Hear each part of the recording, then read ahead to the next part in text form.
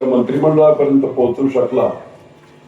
वंदनीय बाळासाहेब ठाकरे, डॉक्टर बाबासाहेब आंबेडकर, महात्मा फुले, क्रांतीज्योती सावित्रीबाई फुले या सर्वांनाच वंदन करून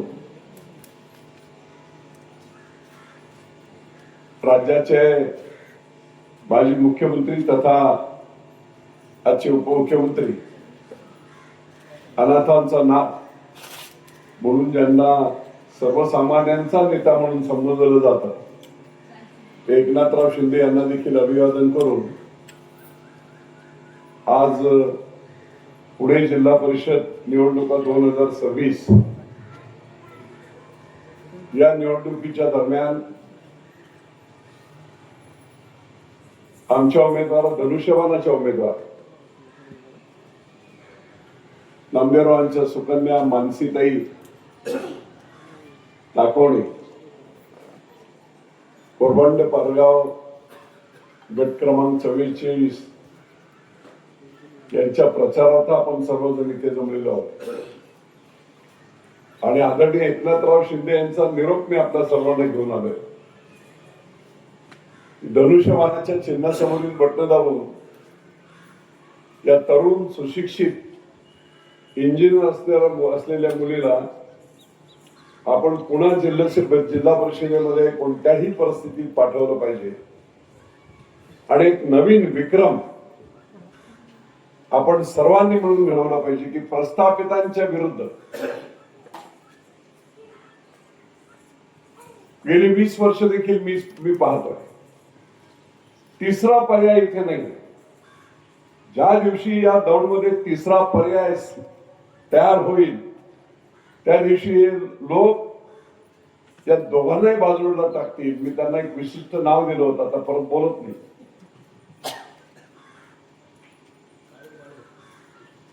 सगळ्यांच्या लक्षात आहे. आणि तो दिवस आता आला, ही सुरुवात आहे. मी आज सांगतो, मानसीताईला तुम्ही निवडून द्या, धनुष्यबाणावर विश्वास ठेवा.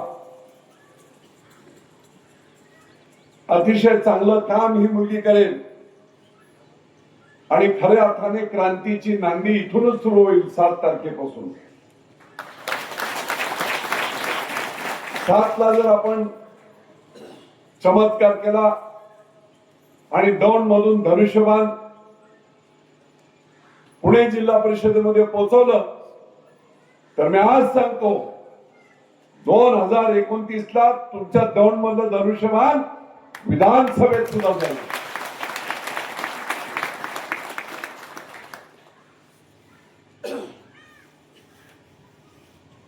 बापूने मला सांगितलं की मला फसवलं. अरे त्यांना असं आहे की फसवणे आमचा जन्मसिद्ध अधिकार आहे. ही मानसिकता आहे त्यांची. काय लाज लज्जा अमुक तमुक काय नाही, गंडवणे. आणि शब्द दिला पण नंतर जेव्हा नाही म्हटल्यानंतर पुढे भेटणार सुद्धा नाही की कुठेतरी पश्चाताप होईल, बा चुकलं बाबा, थोडं नाही करता आलं, काही अडचण आली, काही नाही.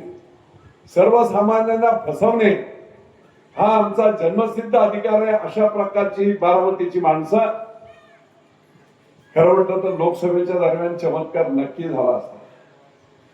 5,80,000 मतं विरोधकांची, पवारांच्या विरोधात, आणि 6,30,000 मतं पवारांच्या बाजूची. त्या बाजूच्या मतात 2 भाग होत होते आणि विरोधी मत मी असतो तर आणखी 1 लाख वाढले असते. 2-3 लाख मतांनी ही सीट आली असते आणि इतिहास झाला असता. परंतु कधी कधी नेत्यांचं ऐकावं लागते. आणि म्हणून एकनाथराव शिंदेंनी सांगितलं, बापू ठीक आहे का, पण उद्या जर काही अडचणी आल्या तर महायुतीचं संपूर्ण खापर ते आपल्या डोक्यावर फोडतील. आणि म्हणून मी त्यांचा शब्द ऐकला, गप्प राहिला. पण बघा ना कशा आपण प्रचार केला बरोबर, पण विधानसभेला वाक्य माझ्यासमोर दुसरा उमेदवार आणून घड्याळ घेऊन उभा केला ना. अख्ख्या महाराष्ट्राने पाहिलं इमानदारी. अरे ज्यांना शब्दाला किंमत नाही, इमानदारी नाही, अशा लोकांचं दुकान आता बंद करायची वेळ आलेली आहे. आणि ते इथूनच होणार आहे, दुसरीकडून कुठून नाही होणार. बारामतीतूनच जेव्हा यांचं दुकान बंद होईल लोकसभेला, तेव्हा तो संदेश पूर्ण दिल्लीपर्यंत. माझ्यासमोर माणूस उभा केला, किती मतांनी आपल्या, त्याच्यापेक्षा 78,500 मतांवर मला जास्त मिळाली त्या संभाजी झेंडेपेक्षा, घड्याळाच्या उमेदवारापेक्षा. ते 78,500. आणि बोलायला हेही झालं की तुमचं एक मत देखील विजय शिवतारेंच्या विजयात नाही, मी तुम्हाला मानणार. आणि म्हणून शिवसेनेचं धनुष्यबाण आज बापू तुमच्याकडे आहे, मानसीताई तुझ्याकडे आहे.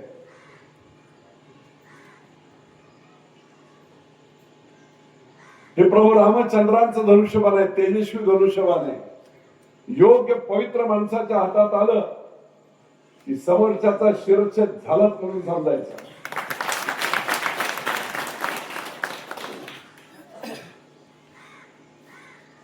खरं म्हटलं तर दुर्दैव, थोडस मी मंत्री असताना सुद्धा थोडस लक्ष घालून सगळीकडे फिरलो असतो. मला एकच आठवत आहे की दौंडमध्ये शिवाजी महाराजांच्या पुतळ्याच्या उद्घाटनाला मी आलो होतो आणि त्यावेळेस एक झुणूक चुणूक सर्व जनतेने दाखवली होती.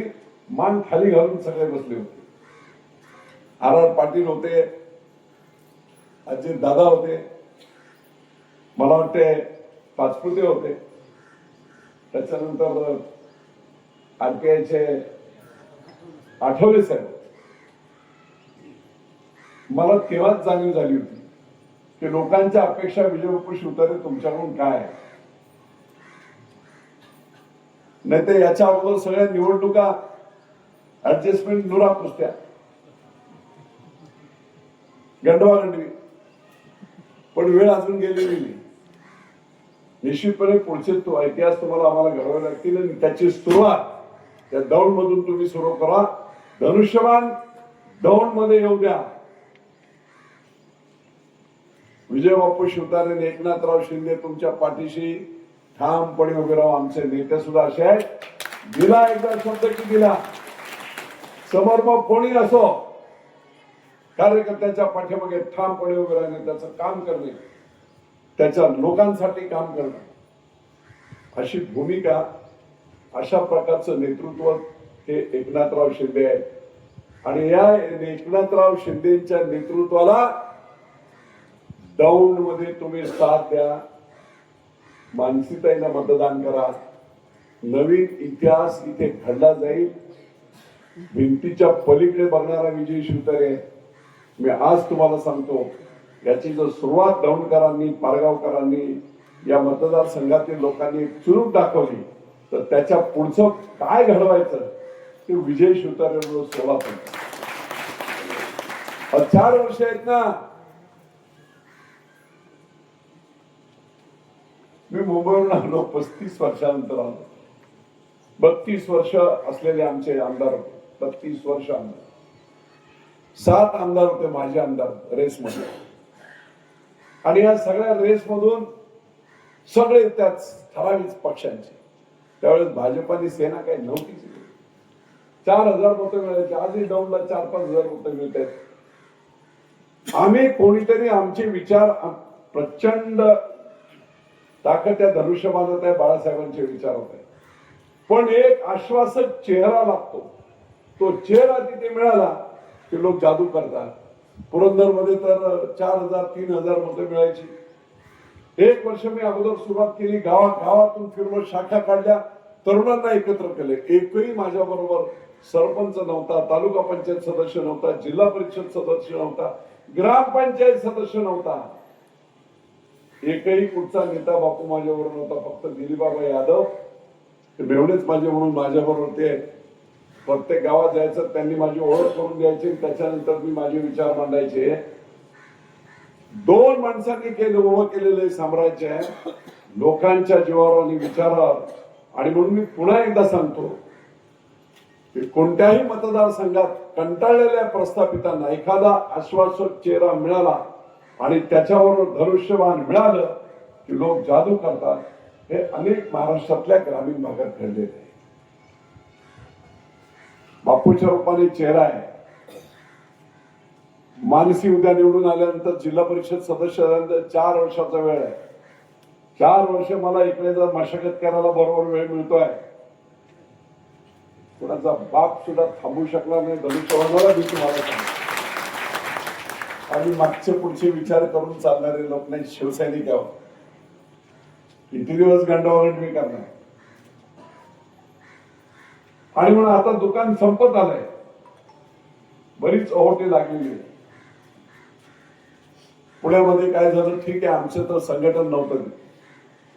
पण आज मी तुम्हाला आज सांगतो, या निवडणुकीमध्ये शिवसेना हा चमत्कार घडवणार जिल्हा परिषदेच्या. आणि अशी संख्या आम्ही नक्की आणू की शिवसेनेला आणि एकनाथराव शिंदेना विचारात घेतल्याशिवाय जिल्हा परिषदेचा अध्यक्ष कोणीही बनवू शकणार नाही. कदाचित परिस्थिती अशी आली, संख्या अशी येईल की दोघांनाही नाही आम्हीच होणार, त्याला सपोर्ट होतो. होय, 18 सीट मी प्लॅनिंग केलेले आहेत. आंबेगाव पासून खेडपर्यंत 4 सीट माझ्या 22. 2 तुमच्याकडे मी अपेक्षित आहे. तुम्ही महेश आणि तुम्ही ताकद लावा. 24. 2 ह्या भोरमध्ये होतील. 26 वेल्ह्यामध्ये 1 सीट होईल. 27. 37चं बहुमत लागते. आता 27 सीट आल्यावर कोणी येऊ द्या ना, अध्यक्ष मीच आणि बापू इथे असल्यावर निगोशिएशन करायला. पण लपतोय की नाही. त्यामुळे लोकांना विश्वासात घ्या. 1600 लोकांना ह्यांनी पैसे दिले, 1600 लोकांना त्यांनी पैसे, समसमान पैसे दिले. म्हणजे नक्की काय केलं. म्हणजे घरात 4 मतं असतील, तो जो घ्यायला नाही मग त्याला नाही. आता पैसे कोणाचे घ्यायचे त्याचे द्या, पण मत धनुष्यबाणाला करा. बापू शब्द देतोय, मला तो दिवस आठवत आहे महाराजांच्या पुतळ्याचे. मी त्याच्यानंतर मला तेवढे कार्यकर्ते व्यवस्थित मिळाले नाहीत. नंतर मग मी सुरुवात केली की दिवेकर कोण काय, पण नाही कार्यकर्ते तेवढे मिळाले.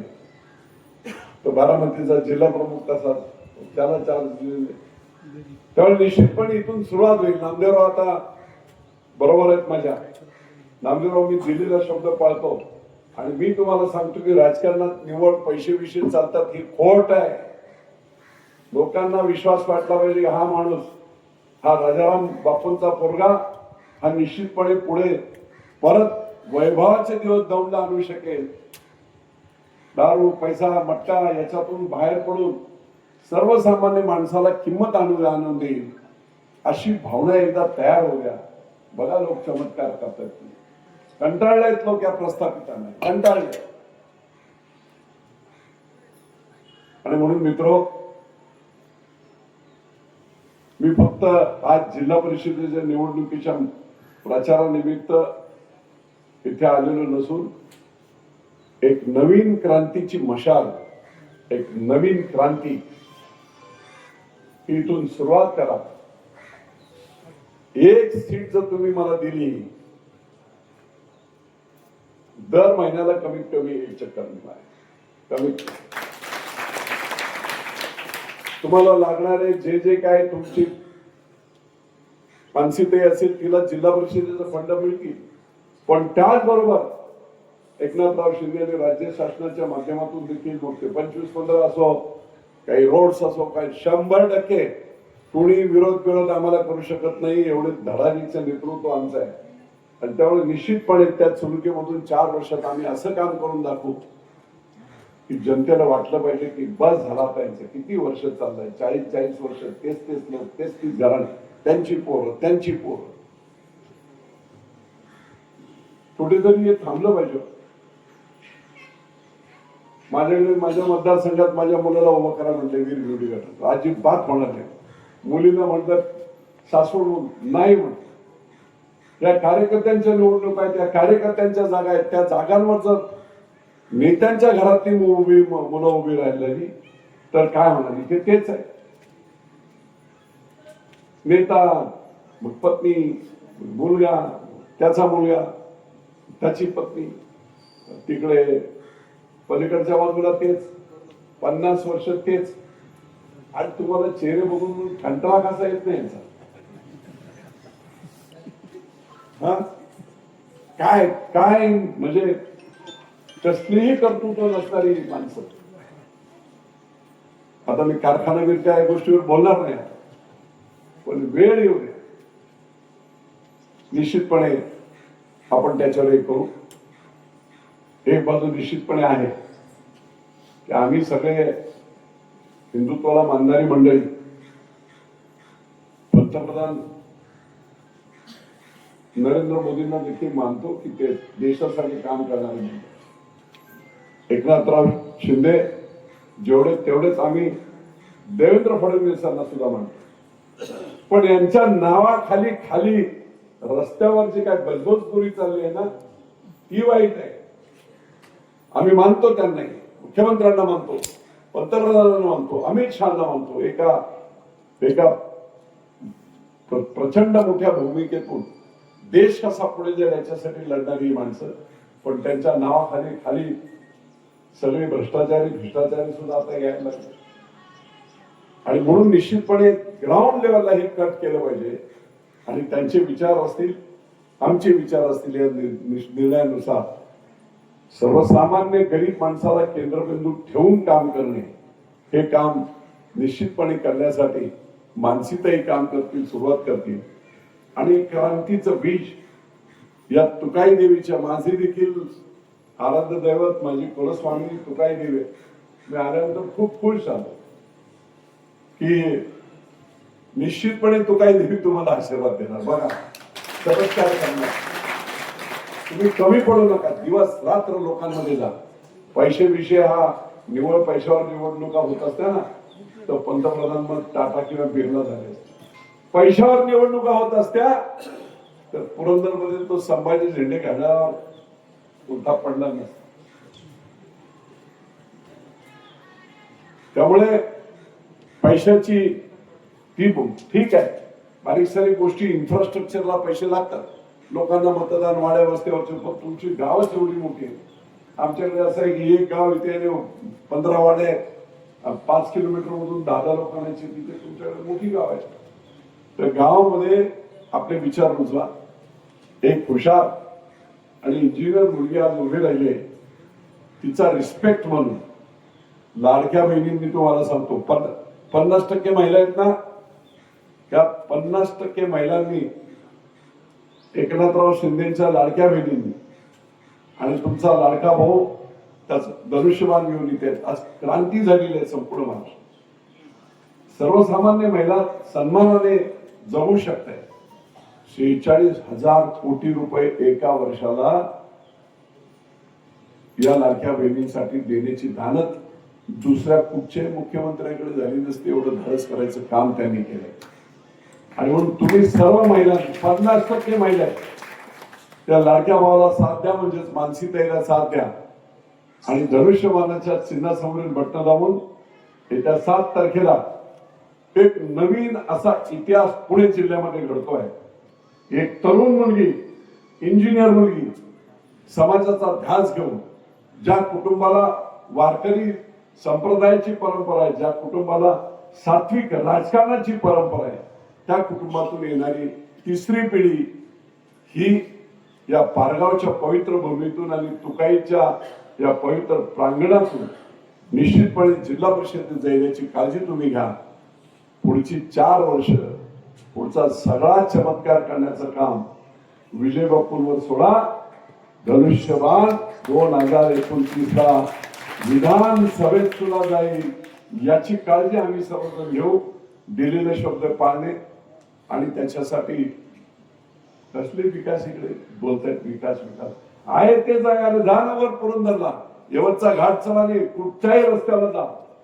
नॅशनल हायवे सारखे रोड आहेत, आंतरराष्ट्रीय विमानतळ तिथे आणलंय. कधी केलाय का तुम्ही? विचारतो. तुम्ही करू शकत होता, पण तुमच्या डोक्यातच नाही. तुमच्या कॉलेज वगैरे तर ठीक आहे, पण बारीक सारीक गोष्टीमध्ये आमचा तो दुष्काळी भाग बोलला जायचं, तुमचा सुकाळी भाग. पण आज 50% भाजीपाला पुरंदरमधून पुण्यामध्ये येतोय. सर्वसामान्य शेतकऱ्याच्या घरात 30-30, 40-40 हजार रुपये आठवड्याला मिळत आहे. तुम्ही वर चढला, बरेच नातेवाईक आहेत तुमचे, माळशिरस मध्ये आहेत, तुमच्या ठेकवडीमध्ये आहेत, पिसर्व्यामध्ये आहेत, बरेच नातेवाईक. वर जरा जाऊन बघा तुम्ही, पिसर्व्याला पाणी नसायचं, पाणी प्यायला नसायचं यात्रेच्या वेळेस एप्रिल मे मध्ये.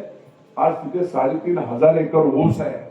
माळशिरसच्या आमच्या महिला पिकअप मध्ये बसून यवतमाळी खाली मजुरीला यायच्या. 2011 साला 12 साल पहिली पुरंदर उपसा सुरू केला, 15,000 एकरला पाणी दिलं. आज परिस्थिती खालच्या महिला माता वगैरे मजुरीसाठी वर जात आहे. हे चित्र, ह्याला विकास म्हणतात. का महिला इकडून वर जावं लागले? हा विकास आहे तुमचा? जाता टेकवडीमध्ये 2-2 कोटीची घरं बांधल्यात शेतकऱ्यांनी शेतीवर.